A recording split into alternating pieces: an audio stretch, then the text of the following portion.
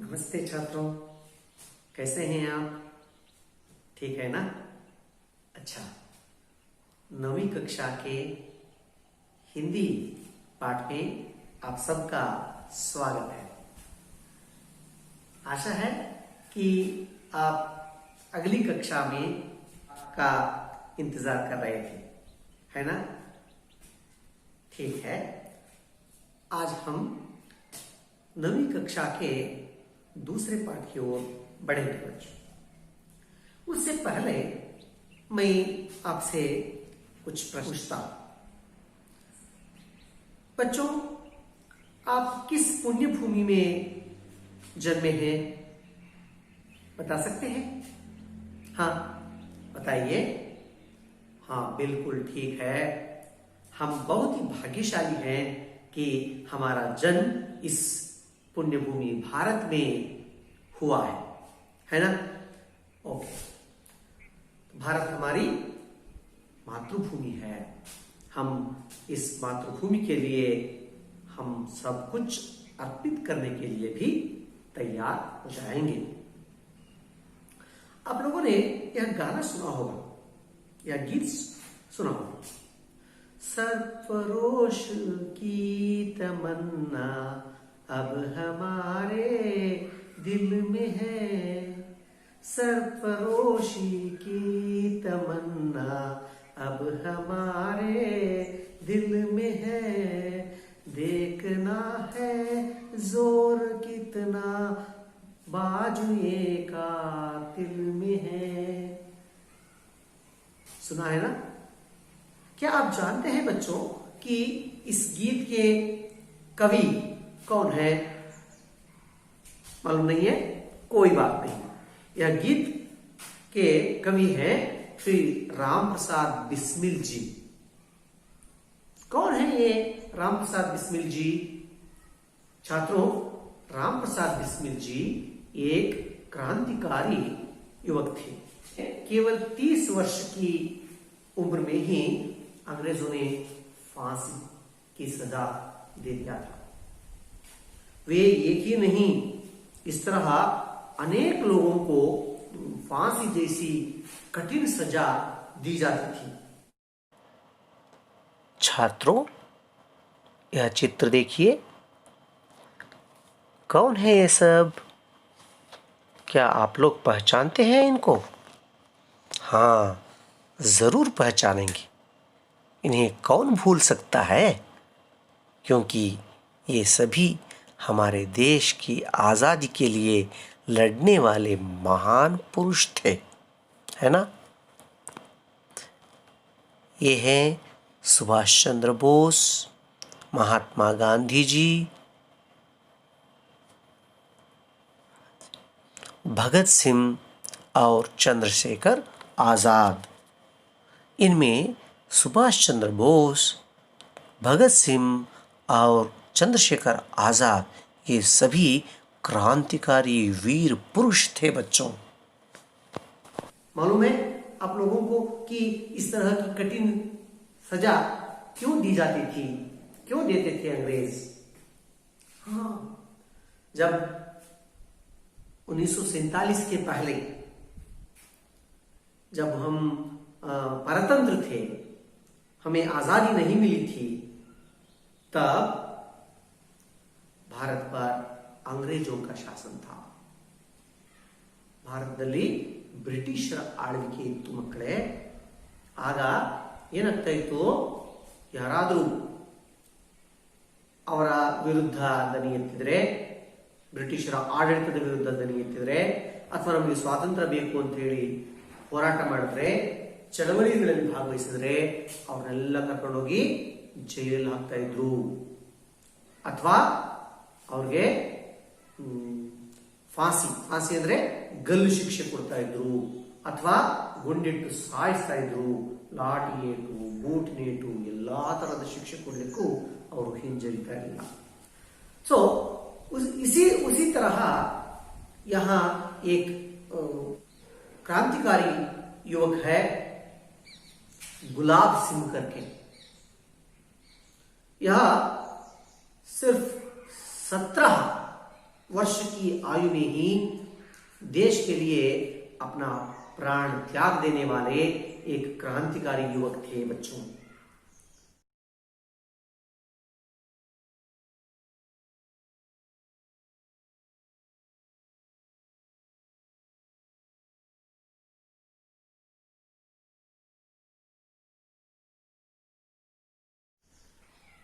उसी के जीवन आधारित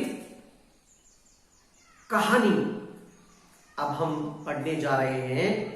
यह 9वीं कक्षा के तृतीय भाषा हिंदी विषय में दूसरा पाठ के रूप में रखा गया है बच्चों। यह पाठ कौन सा है? गुलाब सिंह है, एक कहानी का विध है छात्रों। और दूसरा गुलाब सिंह। इस कहानी की लेखिका है श्रीमती सुभद्रा कुमारी चौहान। कौन है? सुभद्रा कुमारी चौहान। तो हम पहले इस कहानी का आशय देखेंगे छात्रों।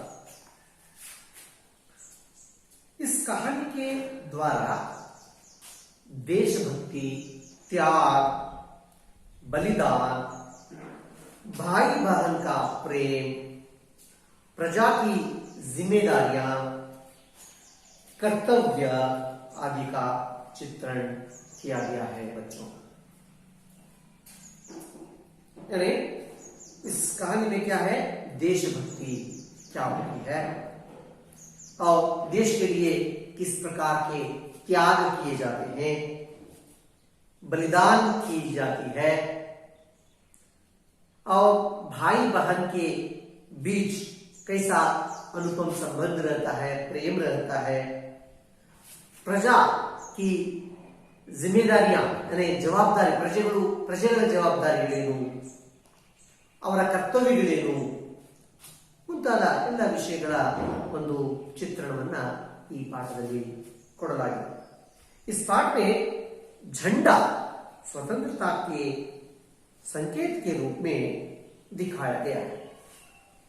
ಈ ಪಾಠದಲ್ಲಿ ಬಹಳ ಮುಖ್ಯವಾಗಿ झंडा ಅಂದ್ರೆ ಧ್ವಜ ಅಲ್ವಾ? ಈ ಧ್ವಜದ ಬಗೆಗೆ, ಧ್ವಜದ ಪ್ರಾಮುಖ್ಯತೆಯ ಬಗೆಗೆ प्रमुखವಾಗಿ ಬೆಳಕನ್ನು ಚೆಲ್ಲಲಾಗಿದೆ ಮಕ್ಕಳು। तो अब हम इस उदात्त उद्देश्य वाला पाठ जो है, कहानी जो है गुलाब सिंह, इस कहानी की लेखिका श्रीमती सुभद्रा कुमारी चौहान जी का परिचय करेंगे बच्चों। क्या है अब? लेखिका का परिचय। लेखिका का परिचय देखिए बच्चों। सुभद्रा कुमारी चौहान का जन्म सन 1904 में प्रयाग शहर यूपी यानी उत्तर प्रदेश में हुआ। कहां हुआ?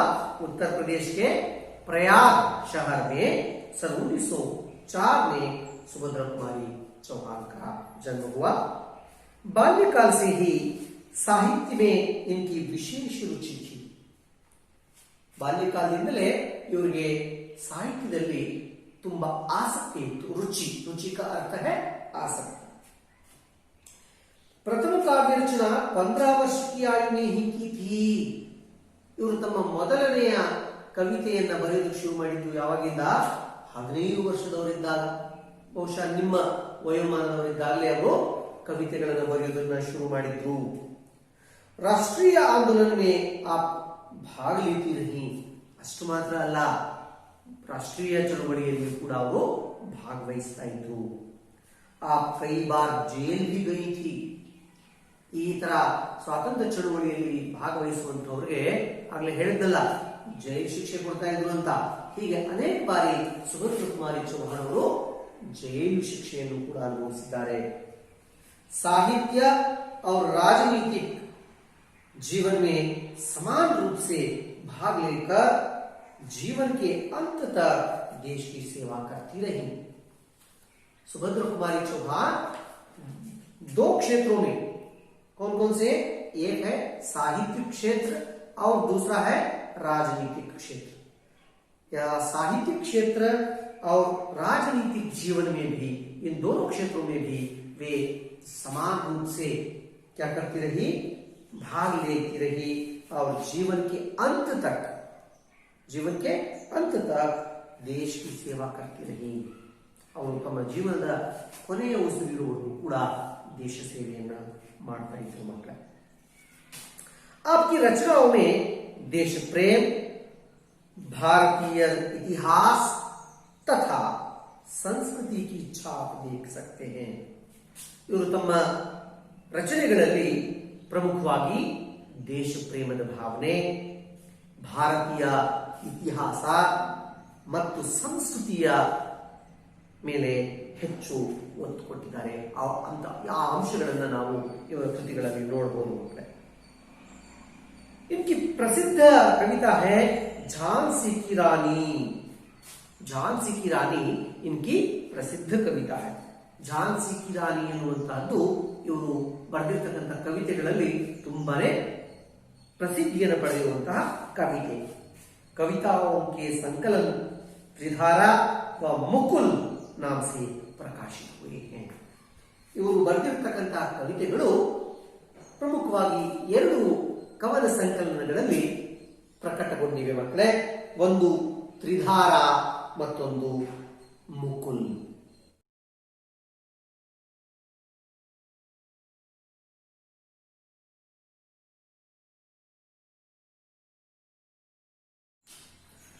आपकी कहानियां सरल शैली, मधुरतम भावनाओं, आदर्श और यथार्थ के मर्मस्पर्शी संघर्षों पर आधारित हैं।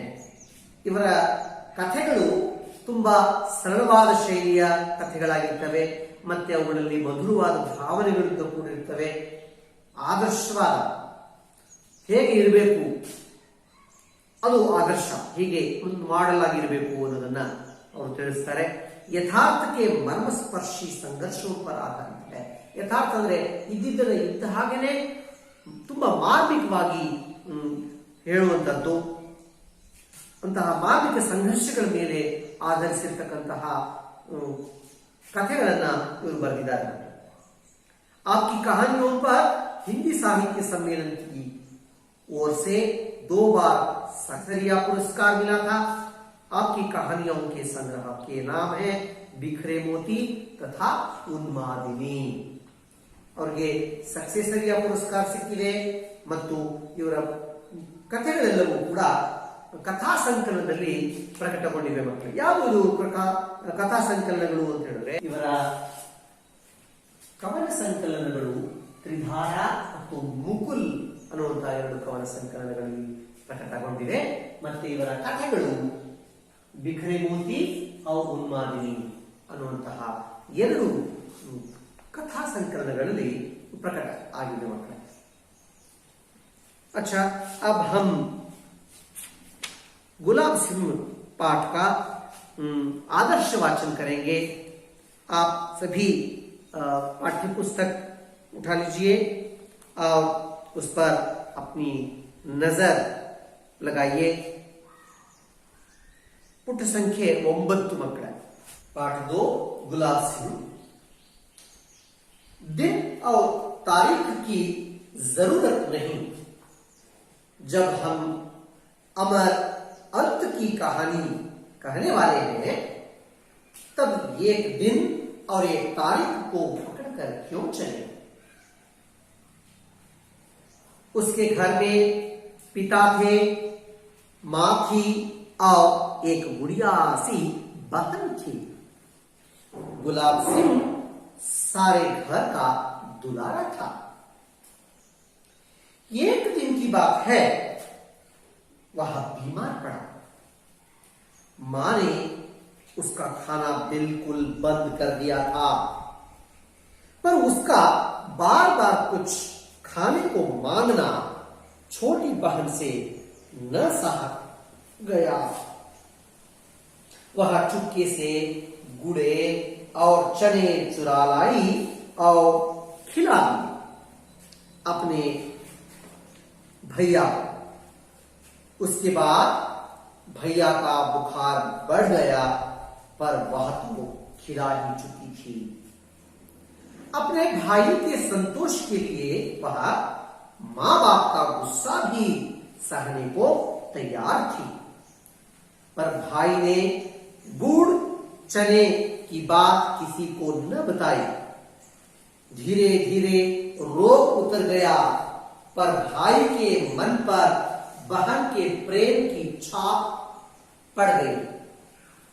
ऐसी एक नहीं अनेक बातें बहन की, मां की, पिता की उसके मन पर छपी थी। वह कभी उनसे लड़ता झगड़ता भी, पर आंखों के आंसू और मन के रंग उसके मन पर छपी इन तस्वीरों को धो न सके। एक दिन ऐसी हवा बही कि मुरझाए हुए दिलों में नई जान आ गई। यह हवा उमंगों की हवा थी। बड़ा भारी जुलूस निकलना था, पर बादशाह का हुक्म था कि जुलूस न निकले। शहर में आतंक छा गया।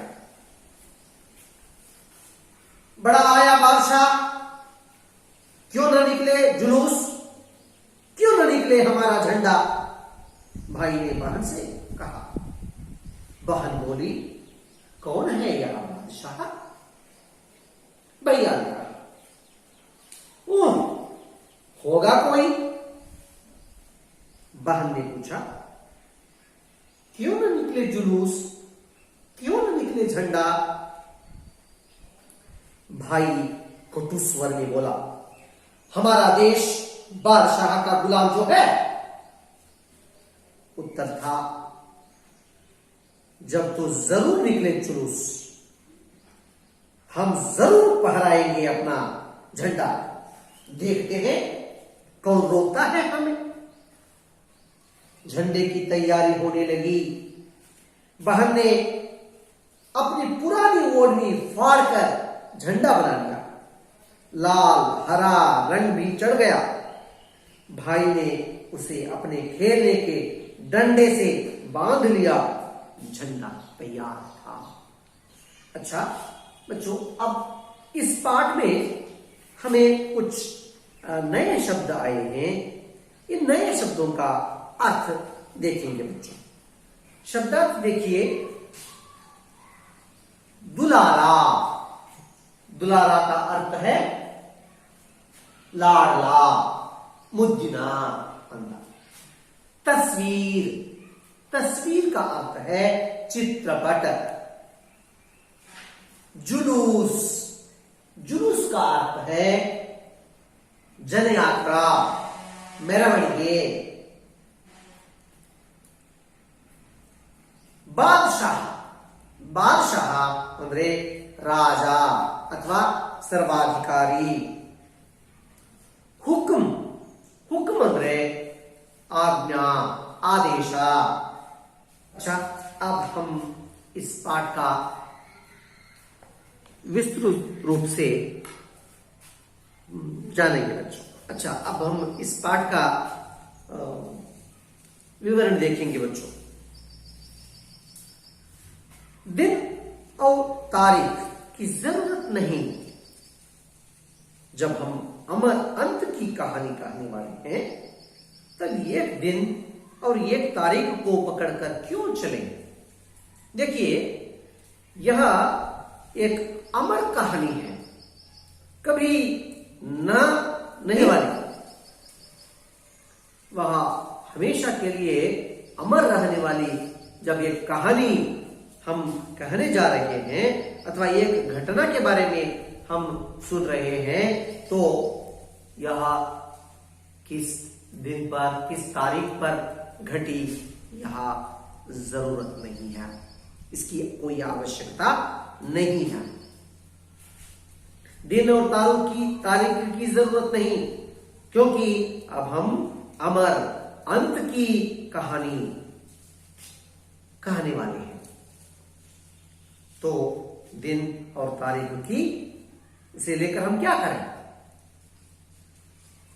देखिए, उसके घर में पिता थे, मां थी और ये गुड़िया सी बहन थी उनके घर में।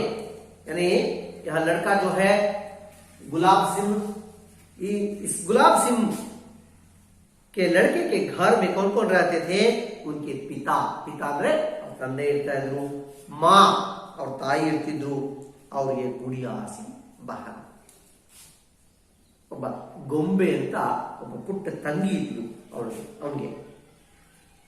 गुलाब सिंह सारे घर का दुलारा था। दुलारा का मतलब लाडला, प्यारा, सारे घर का वह लाडला था, दुलारा था, ತುಂಬಾ ಮುದ್ದಿನವನಾಗಿದ್ದ। ಎಲ್ಲರೂ ತುಂಬಾ ಪ್ರೀತಿಸ್ತಾ ಇದ್ರು ಅವನಿಗೆ, ತಂದೆ ತಾಯಿ ತಂಗಿ ಎಲ್ಲರೂ। एक दिन की बात है, ಒಂದು ದಿವಸ ಏನಾಯ್ತು ಅಂದ್ರೆ वह बीमार पड़ा। बीमार ಅಂದ್ರೆ ಆರೋಗ್ಯ ಸರಿ ಇಲ್ಲ, ಹುಷಾರಿಲ್ಲ, ಅವನು ಮಲ್ಕೊಂಡಿದ್ದ। माँ ने उसका खाना बिल्कुल बंद कर दिया। ಅಮ್ಮ ಅವನಿಗೆ ಊಟ ಕೊಡೋದನ್ನು ನಿಲ್ಲಿಸ್ಬಿಟ್ರು। ಯಾಕೆಂದ್ರೆ ಅವನು ಏನೇನು ಕೇಳ್ತಾ ಇರ್ತಾನಲ್ಲ ಅದನ್ನೆಲ್ಲ ಕೊಡ್ಸಕ್ ಆಗೋದಿಲ್ಲ। ಆರೋಗ್ಯ ಸರಿ ಇಲ್ಲಿರೋ ಸಮಯದಲ್ಲಿ ಔಷಧಿಗಳನ್ನು ತಗೊಳ್ಬೇಕಾಗತ್ತೆ, ಕೆಲವು ಪಥ್ಯಗಳನ್ನು ಮಾಡಬೇಕಾಗತ್ತೆ, ಸಿಕ್ಕಿದ್ದೆಲ್ಲ ತಿನ್ನಕ್ಕಾಗೋದಿಲ್ಲ। ಹಾಗಾಗಿ ಅವನಿಗೆ ಊಟ ತಿನ್ನೋದನ್ನು ನಿಲ್ಲಿಸಲಾಗಿತ್ತು। पर उसका बार बार कुछ खाने को मांगना छोटी बहन से न सहा गया। ಅವನು ಏನಾದ್ರೂ ನನಗೆ ತಿನ್ನ ಕೊಡು ಅಂತ ಪದೇ ಪದೇ ಕೇಳ್ತಾ ಇದ್ದ। ಯಾರು? ಅಣ್ಣ ಗುಲಾಬ್ ಸಿಂಗ್। ಅದು ಹಾಗೆ ಕೇಳೋದು ಸಹಿಸ್ಕೊಳಕ್ಕಾಗ್ತಾ ಇರಲಿಲ್ಲ ಪಾಪ ತಂಗಿಗೆ। ಅಯ್ಯೋ ಏನಾದ್ರು ಕೊಡ್ಬೇಕಾಗಿತ್ತಲ್ವಾ ಅಣ್ಣಂಗೆ, ಅಮ್ಮ ಕೊಡ್ತಾ ಇಲ್ಲ, ಪಾಪ ಅಣ್ಣ ಕೇಳ್ತಾ ಇದ್ದಾನೆ। ಅವಳಿಗೆ ಅವಳ ಕರಳು ಚುರುಕನಿಸ್ತು। वह चुपके से गुड़ और चने चुरा लाई। चुरा लाना ಅಂದ್ರೆ ಗೊತ್ತಿಲ್ಲದೆ ಮುಚ್ಕೊಂಡು ಕದ್ದು ಮುಚ್ಚಿ ತಗೊಂಡ್ಬರೋದು। ಏನ್ ತಗೊಂಡ್ಬಂದು? ಚುಪ್ಕೆ ಸೆ ಅಂದ್ರೆ ಮುಚ್ಕೊಂಡು ತಗೊಂಡ್ಬಂದು। ಏನು? ಗುಡ್ और ಚನೆ। ಗುಡ್ ಅಂದ್ರೆ ಬೆಲ್ಲ, और ಚನೆ ಅಂದ್ರೆ ಕಡಲೆಕಾಳು, ಕಡಲೆ ಮತ್ತೆ ಶೇಂಗಾ ಇವೆರಡನ್ನು ತಗೊಂಡ್ಬಂದು ಯಾರಿಗೂ ಗೊತ್ತಿಲ್ಲದೆ ತಿನ್ಕೊಳ್ಳಿ ಅಣ್ಣ।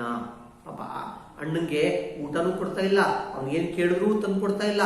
ಪಾಪ ಅವ್ನಿಗೇನಾದ್ರು ತಿನ್ಬೇಕು ಅನಿಸ್ತಾ ಇದೆ, ಪಾಪ ಗೊತ್ತಿಲ್ಲದೆ ಕೊಟ್ಬಿಡೋಣ ಅಂತ ಹೇಳಿ ಗೊತ್ತಿಲ್ಲದೆ ಏನ್ ತಗೊಂಡು ಕೊಟ್ಲು ತಂಗಿ? क्या कर दिया? चुपके से गुड़ और चने लाकर अपने भाई को दे दिया, खिला दिए। और भैया और अपने भैया को, अपने प्यारे भैया को बहन ने क्या खिला दिया? चुपके से गुड़े और चने लाकर खिला दिया। उसके बाद भैया का बुखार बढ़ गया, पर वह तो खिला ही चुकी थी। लेकिन बुखार ಅಂದ್ರೆ ಜ್ವರ ಬಂದಿರೋ ಸಮಯದಲ್ಲಿ ಆ ತರದ್ದೆಲ್ಲ ಏನು ತಿನ್ನಬಾರದು। ಇವ್ರು ತಗೊಂಡು ತಿನ್ನಿಸ್ಬಿಟ್ಲು, ಜ್ವರ ಏನಾಯ್ತು? ಜಾಸ್ತಿ ಆಯ್ತು। ಆದ್ರೆ ಏನ್ ಮಾಡೋದು ಈಗಾಗಲೇ ತಿನ್ಸಾಕೋಗಿತ್ತು। अपने भाई के संतोष के लिए वह माँ बाप का गुस्सा भी सहने को तैयार थी। ಆದ್ರೆ ಏನ್ ಮಾಡೋದು? ಅವಳಿಗೆ ಅಣ್ಣನ ಸಂತೋಷ ಮುಖ್ಯ ಆಗಿತ್ತು ಮಕ್ಕಳೇ ಅಲ್ವಾ?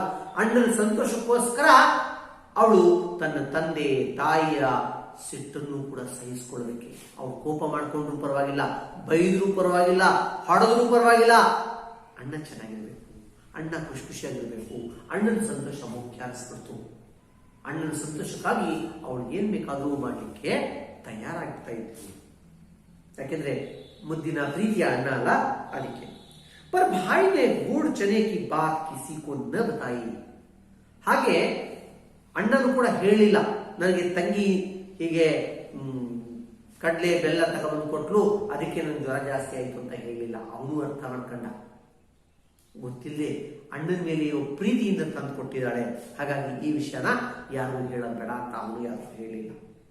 धीरे धीरे रोग उतर गया, पर भाई के मन पर बहन के प्रेम की छाप पड़ गई। छाप ಅಂದ್ರೆ ಪ್ರಭಾವ। ಕ್ರಮೇಣ ಅವನ ಜ್ವರ ಏನೋ ಕಡಿಮೆ ಆಗ್ತಾ ಹೋಯಿತು, ಆದ್ರೆ ಅವನ ಮೇಲೆ ತಂಗಿಯ ಒಂದು ಪ್ರೀತಿ ಇತ್ತಲ್ಲ, ಆ ಪ್ರೀತಿ ಯಾವ ಕಾರಣಕ್ಕೂ ಕಡಿಮೆ ಆಗಲಿಲ್ಲ, ಅದು ತುಂಬಾನೇ ಪ್ರಭಾವ ಬೀರ್ಬಿಡ್ತು। ತಂಗಿ ಎಷ್ಟು ಒಳ್ಳೆಯವಳಲ್ಲ, ಅಪ್ಪ ಅಮ್ಮ ಬೇಡ ಅಂದ್ರೂ ಕೂಡ ಅವ್ರಿಗೆ ಗೊತ್ತಿಲ್ಲದೆ ತನಗೆ ಬೇಕಾಗಿರೋದನ್ನು ತಂದು ಕೊಡ್ತಾಳೆ, ತನ್ನ ಸಂತೋಷವನ್ನ ಅವಳು ಬಯಸ್ತಾಳೆ, ಅವಳು ಎಷ್ಟು ಒಳ್ಳೆಯವಳು ಅಂತ ಹೇಳಿ. ऐसी एक नहीं अनेक बातें बहन की, माँ की, पिता की उसके मन पर छपी थी. ಇದು ಒಂದೇ ಅಲ್ಲ, ಈತ ಅನೇಕ ಸಾರಿ ಅನೇಕ ವಿಷಯಗಳು ತಂಗಿ, ತಾಯಿ, ತಂದೆ ಹೀಗೆ ಎಲ್ಲರೂ ಕೂಡ ಒಂದಲ್ಲ ಒಂದು ರೀತಿಯಾಗಿ ಅವನ ಮೇಲೆ ಪ್ರಭಾವವನ್ನು ಬೀರಿತು. वह कभी उनसे लड़ता झगड़ता भी, पर आंखों के आंसू और मन के रंग उसके मन पर छपी इन तस्वीरों को धो न सके. ಅವನು ಜೊತೆ ಜಗಳ ಆಡ್ತಿದ್ದ, ಬೈದಾಡ್ತಿದ್ದ, ರೇಗಾಡ್ತಿದ್ದ, ಆದ್ರೂ ಕೂಡ ಅವಳಿಟ್ಟಿರ್ತಕ್ಕಂತಹ ನಿಷ್ಕಲ್ಮಶವಾಗಿರ್ತಕ್ಕಂತಹ ಒಂದು ಪ್ರೇಮ ಏನಿದೆಯಲ್ಲ ಅದು ಮರೆಯೋದಕ್ಕೆ ಸಾಧ್ಯ ಇಲ್ಲ. ಅವನ ಮೇಲೆ ಬಹಳ ಗಾಢವಾದ ಪರಿಣಾಮವನ್ನ, ಪ್ರಭಾವವನ್ನ ಬೀರಿತ್ತು. ಅದು ಯಾರು ಬಂದರೂ ಯಾವುದೇ ಕಾರಣದಿಂದಲೂ ಅದನ್ನು ಅಳಿಸಾಕ್ಲಿಕ್ಕೆ ಸಾಧ್ಯ ಇರಲಿಲ್ಲ. एक दिन ऐसी हवा बही कि मुरझाए हुए दिलों में नई जान आ गई. ಒಂದು ದಿವಸ ಒಂದು ಬದಲಾವಣೆಯ ಗಾಳಿ ಬೀಸಿತು. ಮುರ್ಜಾए हुए दिलों में नई जान आ गई. ಮುರ್ಜಾए हुए दिल ಅಂದ್ರೆ ಬಾಡಿ ಹೋದ ಹೃದಯವು ಕೂಡ ಮತ್ತೆ ಅರಳುವಂತಹ ಒಂದು ಸಂದರ್ಭ. ಏನದು? ಯಹ ಹವಾ ಉಮಂಗೋ ಕಿ ಹವಾ ಥಿ. ಉಮಂಗ್ ಅಂದ್ರೆ ಉತ್ಸಾಹ. ಇದು ಎಂತಹ ಗಾಳಿ ಬೀಸ್ತಾ ಇತ್ತು ಅಂತ ಹೇಳಿದ್ರೆ ಉತ್ಸಾಹದ ಗಾಳಿ ಬೀಸ್ತಾ ಇತ್ತು. ಬಡಾ ಭಾರಿ ಜುಲೂಸ್ ನಿಕಲ್ನೆ ವಾಲ ಥಾ. ಜುಲೂಸ್ ಅಂದ್ರೆ ಜನಯಾತ್ರ, ಮೆರವಣಿಗೆ, ಒಂದು ದೊಡ್ಡ ಮೆರವಣಿಗೆ ಹೋಗೋದಿತ್ತು. पर बादशाह का हुक्म था. बादशाह ಅಂದ್ರೆ ರಾಜ ಅಥವಾ ಸರ್ವಾಧಿಕಾರಿ. ಹುಕುಂ ಅಂದ್ರೆ ಆಜ್ಞಾ, ಆದೇಶ. ಅವನ ಆಜ್ಞೆ, ಅವನ ಆದೇಶ ಏನಾಗಿತ್ತು ಅಂದ್ರೆ ಜುಲೂಸ್ ನ ನಿಕ್ಲೆ, ಮೆರವಣಿಗೆ ಹೊರಡಬಾರ್ದು, ಹೊರಡ್ಕೊಂಡು ಯಾರಾದ್ರೂ ಹೊರಡಿದ್ರೆ ಅವ್ರ ಮೇಲೆ ಗುಂಡಿನ ದಾಳಿಯನ್ನು ಮಾಡಲಾಗತ್ತೆ ಅನ್ನೋ ರೀತಿಯಲ್ಲಿ ಒಂದು ಭಯ ವಾತಾವರಣವನ್ನ ಸೃಷ್ಟಿ ಮಾಡಿಬಿಟ್ಟಿದ್ರು. ಶಹರ್ ಮೇ ಆತಂಕ ಛಾ ಗಯಾ. ಆ ಪಟ್ಟಣದಲ್ಲೆಲ್ಲ ಆತಂಕ ಮನೆ ಮಾಡಿಬಿಡ್ತು. ನೋಡಿ, ಮೆರವಣಿಗೆ ಹೋಗ್ಬೇಕು ಅನ್ನುವಂಥದ್ದು ಎಲ್ಲರಲ್ಲೂ ಕೂಡ ಸಂತೋಷದ, ಉತ್ಸಾಹದ ಅಲೆಯನ್ನು ಎಬ್ಬಿಸಿದ್ರೆ ಬಾದಶಾಹನ ಆಜ್ಞೆ, ಯಾರು ಮೆರವಣಿಗೆ ಹೋಗಬಾರ್ದು ಅನ್ನುವಂಥ ಆಜ್ಞೆ ಅವರೆಲ್ಲರ ಮನಸ್ಸಿನ ಮೇಲೆ ತಣ್ಣೀರೇರಿಸಿತ್ತು. ಹೋದ್ರೆ ಎಲ್ಲಿ ಏನು ಅನಾಹುತ ಆಗ್ಬಿಡುತ್ತೋ ಅನ್ನುವಂತಹ ಆತಂಕದ ಛಾಯೆ ಅಲ್ಲಿ ಆವರಿಸಿಬಿಟ್ಟಿತ್ತು. ಆದರೆ ಅದೆಲ್ಲ ತನ್ನಿಗೆ ಗೊತ್ತಿರಲಿಲ್ಲ. बड़ा आया बादशाह, क्यों न निकले जुलूस, क्यों न निकले हमारा झंडा. भाई ने बहन से कहा. यहां गुलाब सिंह को भी सहा न गया. बादशाह का हुक्म सुनकर वह बहुत क्रोधित होकर अपने बहन से पूछा, क्यों न निकले जुलूस. जुलूस यानी ಮೆರವಣಿಗೆ ಯಾಕೆ ಹೊರಡಬಾರ್ದು, ಯಾಕೆ ಹೋಗಬಾರ್ದು ಮೆರವಣಿಗೆ. क्यों न निकले हमारा झंडा. झंडा का मतलब है ಧ್ವಜ. ಯಾಕೆ ನಾವು ಧ್ವಜವನ್ನ ಹಿಡ್ಕೊಂಡು ಹೋಗಬಾರ್ದು. ನೋಡಿ, ಅವರು ಏನಂತ ಆದೇಶ ಮಾಡಿದ್ದಾರೆ, ಯಾವುದೇ ಮೆರವಣಿಗೆ ಹೋಗ್ಕೊಡುದು, ಯಾವುದೇ ಧ್ವಜ ಗಿಜ ಹಿಡ್ಕೊಂಡು ಹೋಗಬಾರ್ದು. ಹಿಡ್ಕೊಂಡು ಹೋದ್ರೆ ಅವ್ರನ್ನ ದಂಡಿಸ್ತೀವಿ, ಶಿಕ್ಷಿಸ್ತೀವಿ ಅಂತ ಹೇಳಿ. ಬಹನ್ ಬೋಲಿ, ಕೌನ್ ಹೈ ಯಹ ಬಾದಶಾ. ಯಾರು ಇವ್ನು ಬಾದಶಾ ಅಂದ್ರೆ ಅಂತ ಕೇಳಿದ್ರು. ತಂಗಿ ಅವಳು ಗೊತ್ತಿಲ್ಲಲ್ಲ. ಭೈಯಾನೆ ಕಹಾ, ಹೋಗಾ ಕೋಯಿ, ಇರಬಹುದು ಯಾರೋ ಸರ್ವಾಧಿಕಾರಿ. बहन ने पूछा, क्यों न निकले जुलूस, क्यों न निकले झंडा. ತುಂಬಾ ಮುಗ್ಧವಾಗಿ ಕೇಳ್ತಾರೆ ಅವರು. ಯಾಕೆ ಹೊರಡಬಾರ್ದು ಮೆರವಣಿಗೆ, ಯಾಕೆ ನಾವು ಧ್ವಜ ಹಿಡ್ಕೋಬಾರ್ದು, ಯಾಕೆ ನಾವು ಧ್ವಜವನ್ನು ಹಿಡ್ಕೊಂಡು ಮೆರವಣಿಗೆ ಹೋಗಬಾರ್ದು, ಹಾಗೋದ್ರಿಂದ ಅವ್ರಿಗೆ ತೊಂದರೆ. ಭಾಯಿ ಕಟು ಸ್ವರಮೇ ಬೋಲ. ಇದನ್ನು ಕೇಳಿಸ್ಕೊಂಡು ಅಣ್ಣನಿಗೆ ಬಹಳ ಸಿಟ್ಟು ಬಂತು. ಕಟುವಾದ ಸ್ವರದಲ್ಲಿ ಹೇಳ್ತಾನೆ, ಹಮಾರಾ ದೇಶ ಬಾದಶಾಹ ಕಾ ಗುಲಾಮ್ ಜೋ ಹೈ. ನಮ್ಮ ದೇಶ ಬಾದಶಾಹ ಅಂದ್ರೆ ಆ ರಾಜರ, ಬ್ರಿಟಿಷರ ಗುಲಾಮವಾಗಿದೆಯಲ್ಲ, ನಾವು ಅವ್ರು ಗುಲಾಮರಾಗಿಬಿಟ್ಟಿವಲ್ಲ, ನಮ್ಮ ಮೇಲೆ ಅವರು ಆಳ್ವಿಕೆ ಮಾಡ್ತಿದಾರಲ್ಲ, ಅದಕ್ಕೆ ಅವ್ರ ಮಾತು ನಾವು ಕೇಳಬೇಕಲ್ಲ, ಇದು ನಮ್ಮ ಕರ್ಮ ಅಂತ ಉತ್ತರ ಥಾ. ಅದಕ್ಕೆ ಪ್ರತಿಯಾಗಿ ಏನು ಉತ್ತರ ಕೊಡ್ತಾಳೆ ತಂಗಿ ನೋಡಿ. तब तो जरूर निकले जुलूस, हम जरूर फहराएंगे अपना झंडा, देखते हैं कौन होता है हमें.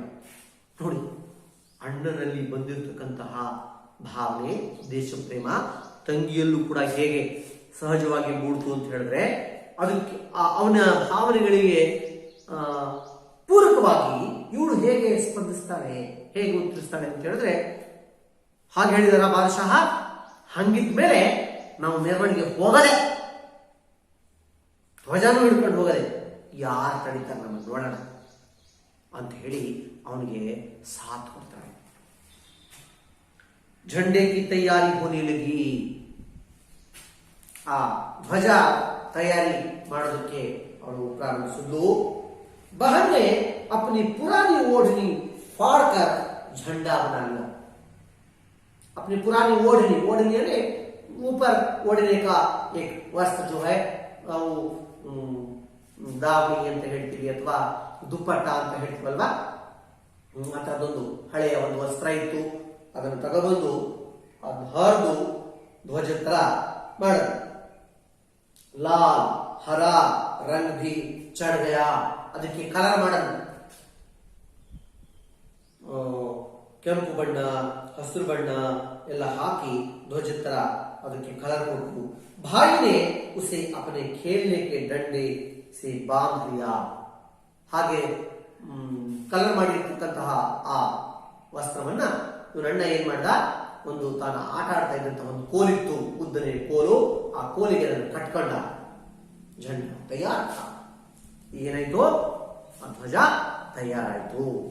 ಅಣ್ಣ ತಂಗಿ ಇಬ್ರು ಮೆರವಣಿಗೆಯಲ್ಲಿ ಈ ಧ್ವಜವನ್ನ ಎತ್ಕೊಂಡು ಹೋಗೋದಕ್ಕೆ ತಯಾರಿ ಮಾಡ್ತಾರೆ.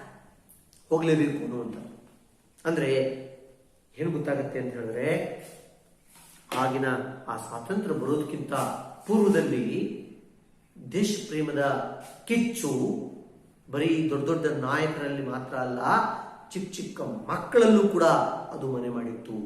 ದೇಶಕ್ಕಾಗಿ ನಾವು ಹೋರಾಟ ಮಾಡಬೇಕು, ನಮಗೂ ಸ್ವಾತಂತ್ರ್ಯ ಬೇಕು ಅನ್ನುವಂತಹ ಆ ಒಂದು ದೇಶ ಪ್ರೇಮ ಇದೆಯಲ್ಲ, ಆ ದೇಶ ಪ್ರೇಮದ ಒಂದು ಝಲಕ್ ಇದರಲ್ಲಿ ಕಾಣ್ತದೆ ಮಕ್ಕಳೇ.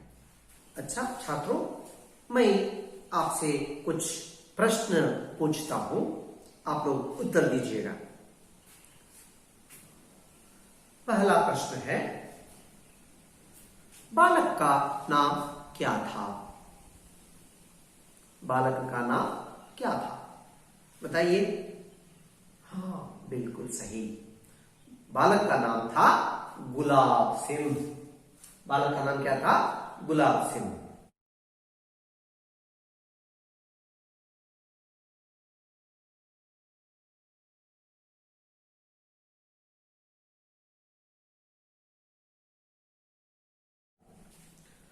अब दूसरा प्रश्न देखिए, बहन ने भाई को क्या खिला दिया? बहन ने भाई को क्या खिला दिया? हाँ, ठीक है. बहन ने भाई को चुपके से गुड़ और चने लाकर खिला दिया.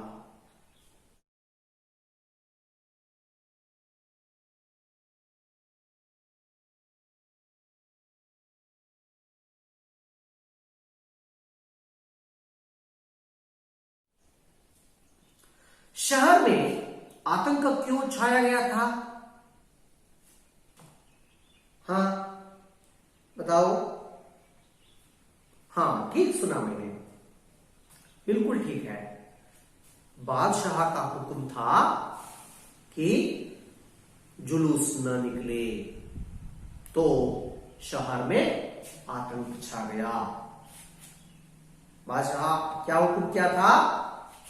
जुलूस नहीं निकलना चाहिए, तो इस तरह वह आदेश कर दिया, उसका हुक्म कर दिया, तो लोगों में, शहर में आतंक छा गया था.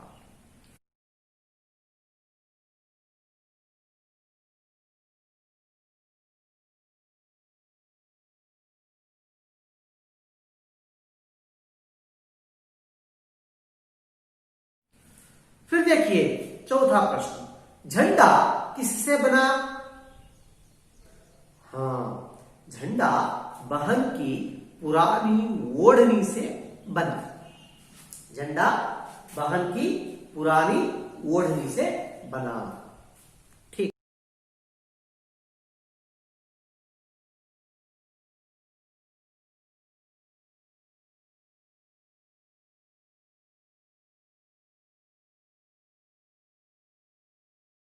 ठीक है बच्चों। अब हम कुछ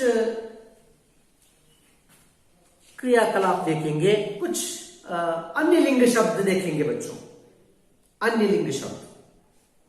छात्रों, अब हम कुछ अन्य लिंग शब्द को देखेंगे। देखिए, बादशाह। बादशाह कौन सा लिंग है? पुल्लिंग है ना? तो इसका अन्य लिंग यानी स्त्रीलिंग रूप क्या होगा? बेगम। बादशाह का स्त्रीलिंग रूप क्या होगा? बेगम होगा। राजा का, हाँ बिल्कुल ठीक कहा आपने, रानी।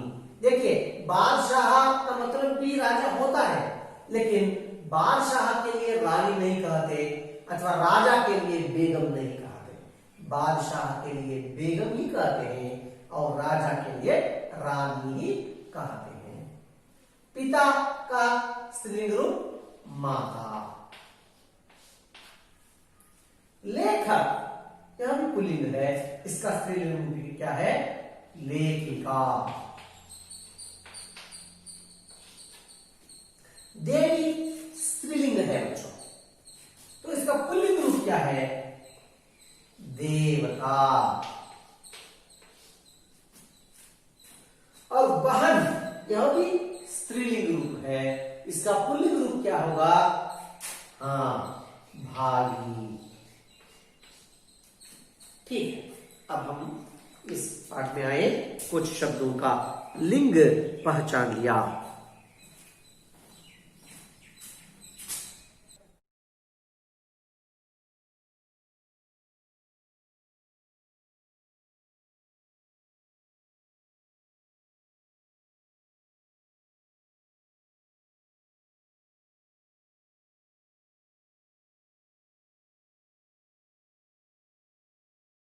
छात्रों, अब हम कुछ अन्य वचन रूप देखेंगे बच्चों।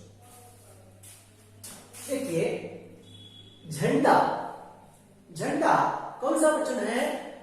एक वचन है ना? तो इसका बहुवचन रूप क्या होगा? हाँ, झंडा का बहुवचन रूप होगा झंडे। अब दरवाजा। दरवाजा में बागी, दरवाजे।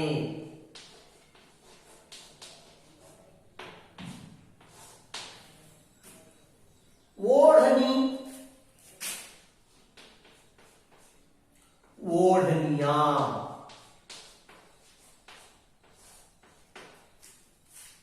देखिए, यहां ओढ़नी स्त्रीलिंग शब्द है। जब ईकारांत स्त्रीलिंग शब्द आता है तब इया प्रत्यय जोड़ने से ओढ़निया बनता है, यानी बहुवचन बनता है। इसी प्रकार कहानी। देखिए, यह भी स्त्रीलिंग शब्द है और इकारांत है। कहानी इकारांत है। इसे हम बड़ी ई जो है उसे छोटी ई बनाना है और या प्रत्यय जोड़ने से क्या बनता है? बिल्कुल सही, कहानियां। कहानियां कौन सा वचन है? बहुवचन है छात्रों, ठीक कहा। डंडा। डंडा मतलब पुल, यह पुल्लिंग शब्द है। जब आकारांत पुल्लिंग शब्द रहता है उसे एकारांत कर देने से बहुवचन बन जाता है। जैसे डंडा जो है डंडे। यहां आकारांत शब्द था, यहां क्या हो गया? इसे क्या बनाया हमने? एकारांत बनाने से डंडे बहुवचन रूप बन गया। उसी प्रकार थाली। थाली, थाली यह स्त्रीलिंग रूप है और इकारांत से इकारांत शब्द है, इसे क्या है करना है, इया जोड़ना है बस, तब बहुत जाकर बहुवचन बन जाता है। थाली जाकर थालियां। ठीक है ना बच्चों? ठीक है।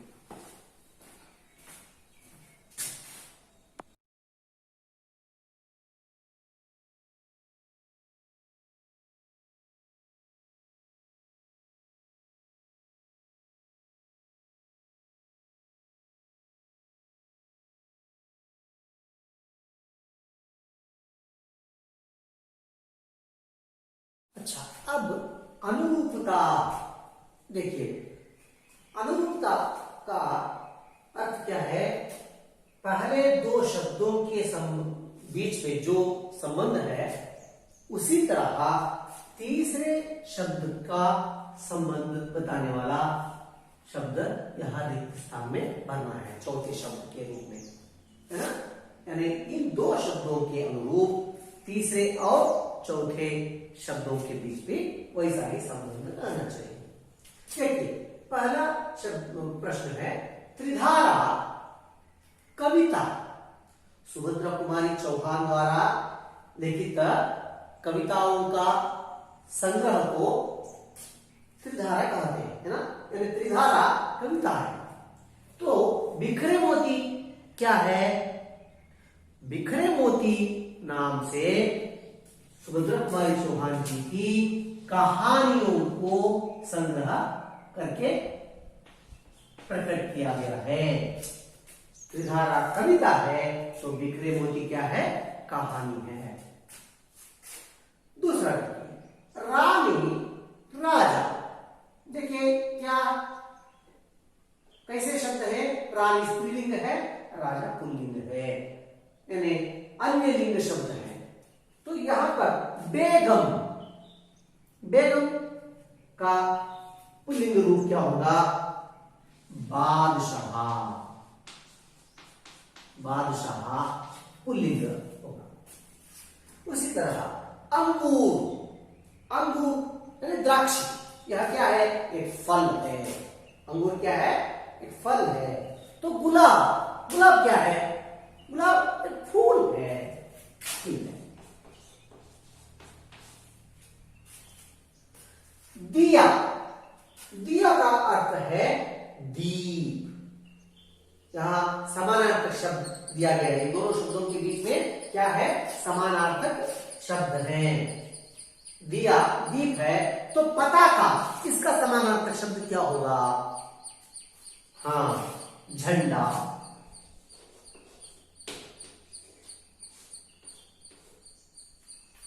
है ना? ठीक है।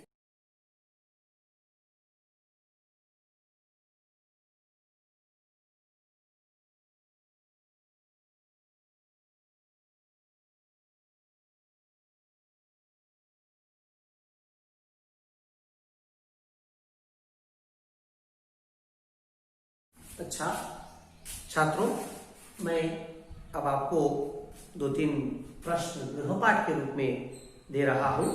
आप इसे अच्छी तरह पढ़कर इन प्रश्नों का उत्तर लिख कर लाना है। देखिए, पहला प्रश्न है, भाई के संतोष के लिए बहन क्या सहने को तैयार थी? अपने भाई के संतोष के लिए बहन क्या सहने को तैयार थी? दूसरा प्रश्न देखिए, शहर में क्यों आतंक छा गया? शहर में क्यों आतंक छा गया? और तीसरा प्रश्न है, झंडा कैसे तैयार हुआ? झंडा कैसे तैयार हुआ? इन तीनों प्रश्नों का उत्तर आप लिखकर लाइए। आशा है कि आप लोगों को यह पाठ समझ में आ गया होगा। धन्यवाद।